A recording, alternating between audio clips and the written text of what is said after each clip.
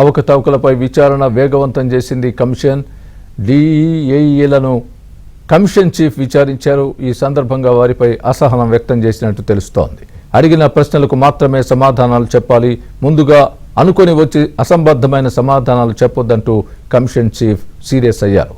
మొదటి డ్యామేజ్ 2020లోనే గుర్తించినట్లు ఇంజనీర్లు చెప్పారు.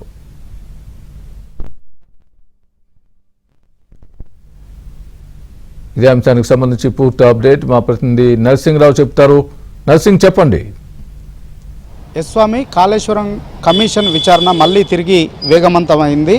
వాస్తవానికి కాళేశ్వరంలో పిల్లర్లు కుంగినటువంటి ఘటన రాష్ట్రంలోనే కాకుండా దేశవ్యాప్తంగా సంచలనంగా మారింది. ఆ రోజు అప్పుడు ప్రభుత్వం, బీఆర్ఎస్ ప్రభుత్వం అధికారంలో ఉండగా ఎంతో ప్రతిష్టాత్మకంగా తీసుకొని ఈ కాళేశ్వరం ప్రాజెక్టు నిర్మాణం చేసింది. కానీ అందులో కొన్ని పియర్స్ కుంగిపోయినటువంటి నేపథ్యంలో కాంగ్రెస్ ప్రభుత్వం దానిపైన విచారణకి ఆదేశించింది. నిజానికి మిగతా పిల్లర్లన్నీ కూడా భద్రంగానే ఉన్నాయా, దానికి రిపేర్లు చేస్తే సరిపోతుందా లేదా, అసలు ఈ విధంగా కుంగిపోవడానికి ప్రధానమైనటువంటి కారణం ఏంటో విచారణ జరిపి రిపోర్ట్ ఇవ్వడం కోసము ఒక కమిషన్ను, చంద్రఘోష్ కమిషన్ని ఏర్పాటు చేసింది. కమిషను చాలా పద్ధతి ప్రకారము స్టెప్ బై స్టెప్గా విచారణను కొనసాగిస్తూ ఉంది. ఇప్పటికే వివిధ దశల్లో విచారణను కమిషన్ పూర్తి చేసింది. అందుకు సంబంధించినటువంటి ఆ కాళేశ్వరం ప్రాజెక్టుతో సంబంధం ఉన్నటువంటి ప్రతి ఒక్కరిని ఇప్పటికే ఒక దఫా విచారణను కమిషన్ పూర్తి చేసింది. అందులో భాగంగా గుత్తేదారులను విచారించింది, ఐఏఎస్ అధికారులని విచారించింది, రిటైర్డ్ ఐఏఎస్ అధికారులని విచారించింది, డిజైన్లు చేసినటువంటి వాళ్ళను విచారించింది. సో ఏఈలను, డిఈలను, అంతేకాకుండా అకౌంట్స్కు సంబంధించినటువంటి వాళ్ళందరినీ కూడా విచారించి వాళ్ళందరూ ఏదైతే చెప్పదలుచుకున్నారో వాళ్ళందరినీ కూడా, ఆ వివరాలన్నింటినీ కూడా అఫిడవిట్ల రూపంలో స్వీకరించింది కమిషన్. సో ఆ తర్వాత బహిరంగ విచారణ కూడా చేసింది. ఇప్పుడు వారు సమర్పించినటువంటి అఫిడవిట్ల అన్నింటినీ కూడా అధ్యయనం చేస్తూ వాటిపైన ఇప్పుడు క్రాస్ ఎగ్జామిన్ చేస్తూ ఉంది. సో అందులో భాగంగా ఈ రోజు నుంచి తిరిగి విచారణని కమిషన్ ప్రారంభించింది. అందులో భాగంగా ఈరోజు అక్కడ క్షేత్రస్థాయిలో పనిచేసినటువంటి అసిస్టెంట్ ఇంజనీర్లు, డిఈలు, డివిజనల్ ఇంజనీర్లు, అదేవిధంగా చీఫ్ ఇంజనీర్లు, సిఈలు, ఈఈలు, ఎగ్జిక్యూటివ్ ఇంజనీర్లను వీళ్ళందరినీ కూడా ఈరోజు విచారణకు పిలిచింది. అందులో భాగంగా ఈరోజు దాదాపుగా 18 మంది ఇంజనీర్లు అటెండ్ అయ్యారు. వాళ్ళందరినీ కూడా నేరుగా కమిషన్ చైర్మన్ చంద్రఘోషే ఈరోజు విచారించారు. సో ఈ సందర్భంగా కొన్ని సందర్భాల్లో అసహనాన్ని, అసంతృప్తిని, ఆగ్రహాన్ని కూడా ఇంజనీర్ల పట్ల వ్యక్తం చేశారు చంద్రఘోష్ కమిషన్. అప్పుడు ప్రధానంగా మేడిగడ్డ, సుందిల్లా, అన్నారం ఈ బ్యారేజీల్లో క్షేత్రస్థాయిలో పనిచేసినటువంటి సమయంలో ఆ వివరాలు అడుగుతున్నటువంటి క్రమంలో కమిషన్ అడిగినటువంటి సమాధానాలు కాకుండా ముందే ఏవైతే ప్రిపేర్ అయ్యి వచ్చారో వాటిని చెప్పేందుకు ఇంజనీర్లు ప్రయత్నించినటువంటి క్రమంలో కొంత అసహనాన్ని, అసంతృప్తిని, ఆగ్రహాన్ని వ్యక్తం చేశారు.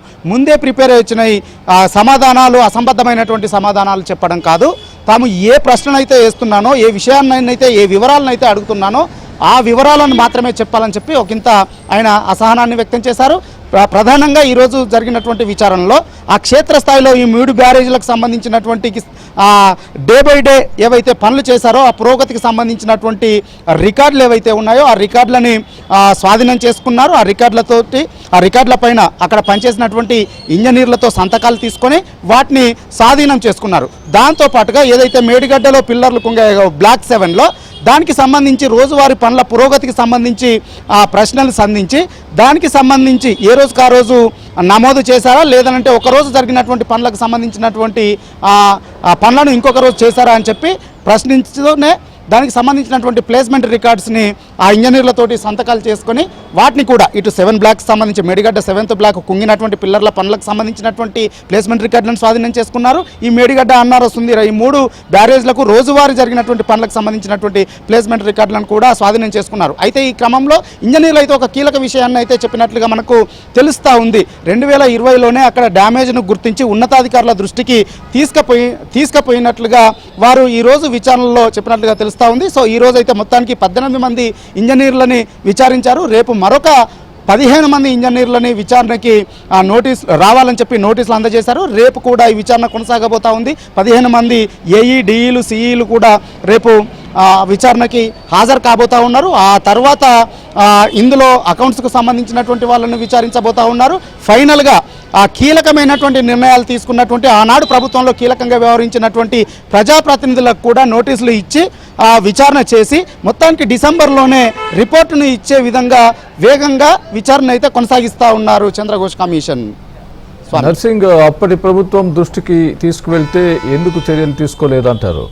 అప్పుడే మేము చర్యలు తీసుకున్నాం, అప్పుడే 2020లోనే డ్యామేజ్ జరిగిందని నివేదిక కూడా ఇవ్వడం జరిగింది అన్నప్పుడు ఆ టైంలోనే ఎందుకు చర్యలు తీసుకోలేదు అప్పటి ప్రభుత్వం? అయితే చెప్పండి. ఈ విషయాలన్నింటినీ కూడా ప్రశ్నలు అడుగుతూ వారు చెప్పినటువంటి వారిని ఎప్పటికప్పుడు రికార్డ్ చేసుకుంటా ఉన్నారు, నమోదు చేసుకుంటా ఉన్నారు. వారు అసంబద్ధమైనటువంటి సమాధానం ఇచ్చినప్పుడు వాటిని కూడా చెప్తా ఉన్నారు. సో ఇక్కడనైతే ఆనాడు జరిగింది 2020లోనే జరిగింది అని ఉన్నతాధికారుల దృష్టికి తీసుకువెళ్ళినప్పటికీ కూడా వాళ్ళు దానికి అవసరమైనటువంటి తగిన చర్యలు తీసుకోలేదనేటువంటిది స్పష్టంగా ఈరోజు జరిగినటువంటి విచారణలోనైతే తేలింది. సో రేపు రిపోర్ట్ ఇచ్చేటప్పుడు ప్రభుత్వానికి నివేదిక అందజేసేటువంటి సమయంలో మాత్రము ఆనాడే గుర్తించారు. కానీ ఆనాడు ఉన్నటువంటి ప్రభుత్వం కావచ్చు, ఉన్నతాధికారులు కావచ్చు, సరిగా రియాక్ట్ కాలేదు. వాటిని మరమ్మతులు చేసే విషయంలో కావచ్చు, లేదంటే దాన్ని మళ్ళీ పనులు చేసేటువంటి విషయంలో కావచ్చు. అంటే గుత్తేదారులు ఎవరైతే ఈ పనులు చేశారో కాంట్రాక్టర్లు, వాళ్ళకు కొంత పీరియడ్ కూడా ఉంటుంది, మెయింటెనెన్స్ పీరియడ్. వాళ్ళే అప్పుడు ఏదైనా జరిగినట్లయితే వాళ్ళు చేయాల్సినటువంటి అవసరం ఉంటుంది. కానీ ఇదంతా కూడా ప్రభుత్వము ఆనాడు ఉన్నటువంటి పనిచేసినటువంటి గుత్తేదారులు వీళ్ళంతా కలిసి చేశారా ఏంటి అనేటువంటి దానిపైన కూడా ఇంకా ఉన్నతాధికారులను ఆనాడు పనిచేసినటువంటి ఇప్పుడు ఇంజనీర్ల విషయాన్ని చెప్పారు. మళ్ళీ రేపు జరిగేటువంటి విచారణలో వాళ్ళ పైన ఉన్నటువంటి ఉన్నతాధికారులు ఎవరైతే ఉన్నారో, ఇప్పుడు ఇంజనీర్లు ఎవరికైతే తాము రిపోర్ట్ చేసాం ఉన్నతాధికారులకు చెప్తున్నారో, సో వారిని కూడా ఈ విషయం పైన ప్రశ్నించేటువంటి అవకాశం ఉంది. వారు ఉన్నతాధికారులు ఏం చెప్తారు, దానికి సమాధానము, దాని వివరాలు కూడా తీసుకున్న తర్వాత అంతిమంగా వాళ్ళు ఇచ్చేటువంటి ఫైనల్ రిపోర్ట్లో ఈ అంశాన్ని పొందుపరిచి ఎవరి మిస్టేక్ ఉందనేటువంటిది ఆ రిపోర్ట్లో కమిషన్ను చెప్పేటువంటి అవకాశం ఉంటుంది. తదనుగుణంగా ప్రభుత్వం నిర్ణయం తీసుకునేటువంటి అవకాశం ఉంటుంది. Right, thanks for the update nursing.